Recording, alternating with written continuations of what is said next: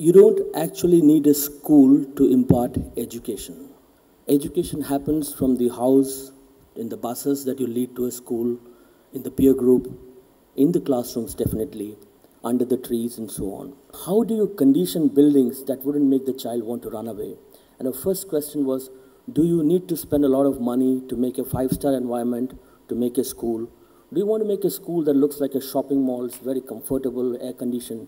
Do you need to make a school that's like a roadside shack with tin roofs? Do you need to do a school with thatch roofs? What is a school? And I have no clue. So we practice a kind of architecture which begins with the thought that buildings don't necessarily need to be planted on a site. It needs to grow out of a site. As an architect, as a designer, what do? I come in and say, I'd build a building that looks like those. Very classy looking buildings.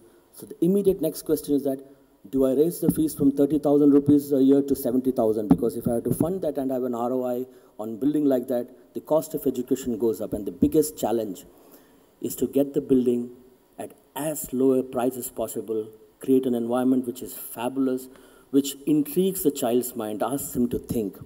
So we said the building should be responding positively to the climate, should use ventilation and natural lighting as far as possible, try to avoid a child in closed environments, keep him in open environments, let him understand the difference between a rainy season and a summer season and a winter season. Let him feel the change of this inside the school, because while the content is driven in, he relates to his surroundings. It should also have a very sensitive feel to it in terms of the tactile materials used. He should not have cold materials. He should feel warm about it. He should feel protected. He should feel that the school is more like his mother's womb and extension. He should feel that the building cares for him, people around.